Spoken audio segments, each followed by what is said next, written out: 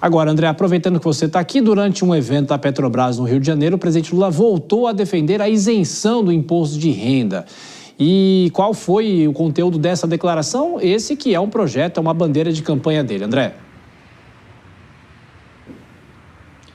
Pois é, Tiago, o presidente Lula tem adotado aquele discurso já adotado também pelo governo federal, principalmente nas redes sociais, de taxação dos ricos para, então, fazer justiça tributária, fazer com que os pobres não paguem mais impostos, e tem defendido também aquela chamada taxação BBB, que é dos bancos, das bets e dos bilionários. Só que diante de todo esse cabo de guerra, essa queda de braço entre executivo e legislativo a respeito do aumento das alíquotas do IOF, o presidente Lula fez um discurso nessa sexta-feira lá no Rio de Janeiro, durante um evento da Petrobras, em que ele afirmou que não existe crise com o legislativo, pelo menos da parte dele, e ele inclusive afirmou ser muito grato ao Congresso Nacional por ter aprovado a maioria dos projetos que foram mandados do Executivo para lá.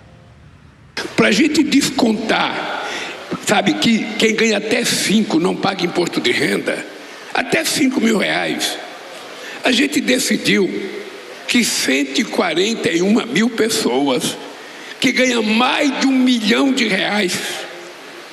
pague um pouco mais. Gente, não é justo.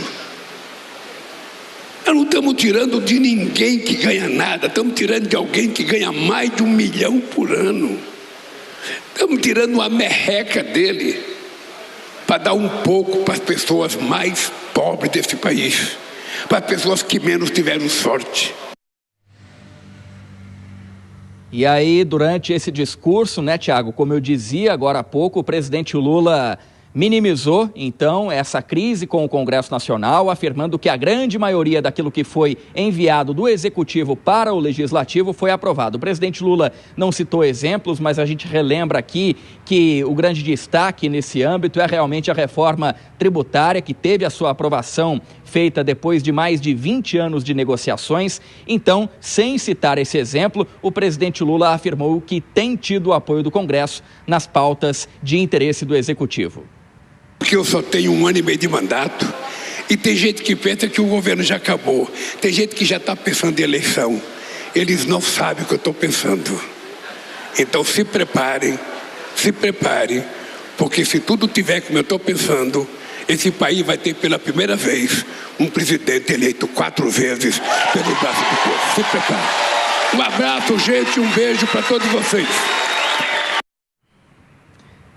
E a gente ouviu, então, o presidente Lula, né, Tiago, falando que tem, ele tem segurança de que será reeleito e garante, então, que vai ser o primeiro presidente da história do país reeleito por 4 vezes, 2 no início dos anos 2000 e agora a segunda, de acordo com ele, a partir de 2026. Discurso do presidente Lula lá no Rio de Janeiro, destaque aqui na Jovem Pan também, Tiago. E, André, sobre ainda esse evento com a Petrobras, ele também saiu em defesa de Magda Chambriard, que comanda a empresa, mas essas declarações chamaram a atenção. Por quê, André?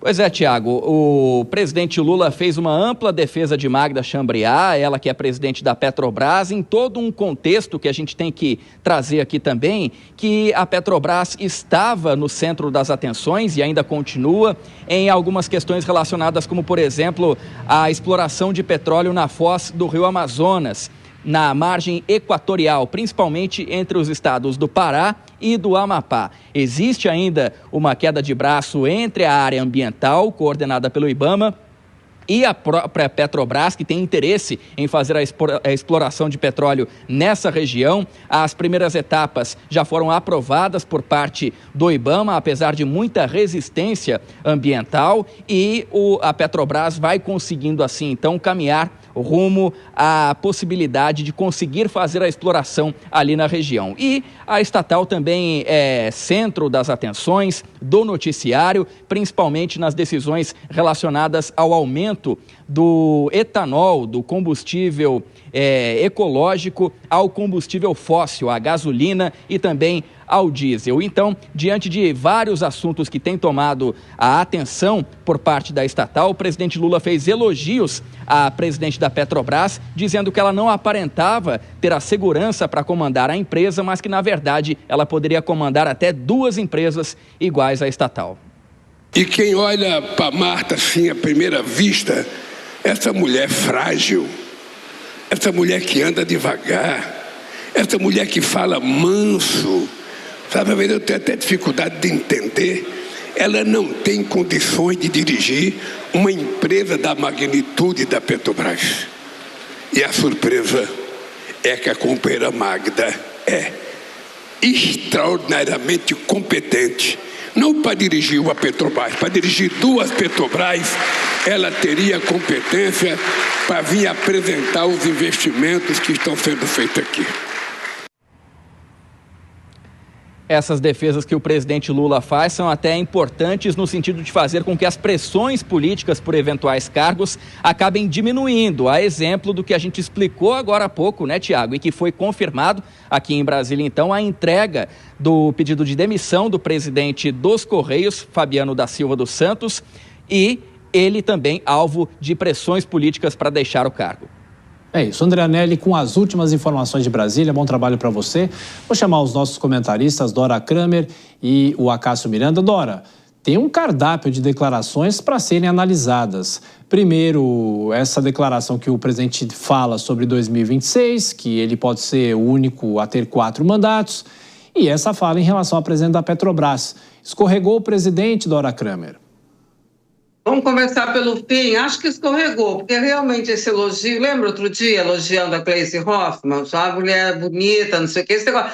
Bom, eu não ouvi dizer que a Magda Chambriard fosse frágil, bobinha, nem nada disso, mas é competente. Acho o elogio meio torto, né? Agora, a questão da eleição. Quando o presidente insiste em ficar falando de eleição, claro que enfraquece o argumento dele, de que ele fica acusando, principalmente agora, né, nessa campanha, nessa crise, acusando a oposição de só pensar em 2026. Ora, ele não pensa em outra coisa, ele puxou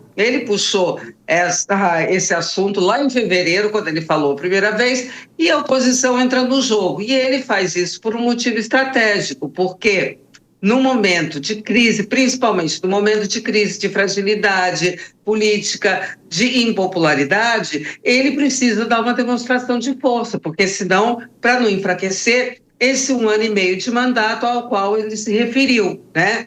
O nome disso na política é expectativa de poder. É preciso sempre criar, porque ela chega a ser mais importante do que o próprio poder. É aquela história, não se pode deixar a caneta, como é que é a tinta da caneta? Olha que imagem mais antiga, né? Que tinta de caneta, nem existe mais isso. Mas o cafezinho esfriar. É por isso que ele fala sempre dessa coisa de reeleição. Agora, não só que vai se candidatar, mas que vai vencer a eleição. Ainda coloca uma pitada de mistério aí, vocês viram? Eles não sabem, eles devem ser oposição, não sabem o que eu estou pensando, mas se o que eu estou pensando se realizar, aí vai ser tudo maravilhoso. Então, aguardemos também qual é esse mistério. Pois é, Cássio. Bom, além de todas essas questões, fique à vontade para comentar, mas eu queria também apontar um outro item. Ele voltou a falar do imposto de renda, dizendo que vai tirar uma merreca dos ricos, continua com esse discurso dos mais ricos e dos mais pobres.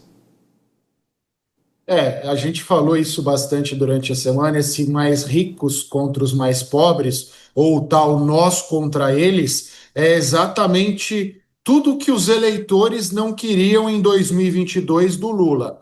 Lula 1 e Lula 2, ele se manteve com base nesse discurso. Mas em 2022, o que o povo queria era um Lula conciliador, alguém que tivesse tamanho suficiente para unificar o Brasil, para reunificar o Brasil depois do tumulto que nós vivemos nos anos anteriores. Porém, Lula neste momento, exatamente por estar pressionado, por estar vivendo o seu pior momento sob o ponto de vista das avaliações e das pesquisas, ele recorre a uma fórmula antiga, mas é uma fórmula onde ele se sente bem, ele se sente confortável.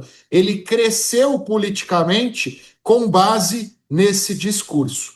Mas o que, no meu entendimento, precisa ser analisado é a sociedade de 2025, 2026 olha para o Lula e olha para um presidente ideal como alguém que mantém esse nós contra eles, ou a sociedade quer a pacificação, quer uma economia andando a plenos pulmões, quer a picanha no churrasquinho no final de semana e todas as benesses que a economia pode nos trazer. E acho que neste ponto falha o presidente Lula. O nós contra eles só o leva para um lugar de conforto, mas não resolve os problemas que estão pressionando o governo federal. No que diz respeito à fala em relação a presidente da Petrobras, eu acho que a Dora, até por um lugar de fala, já bem ponderou quais os erros cometidos por ele nessa situação.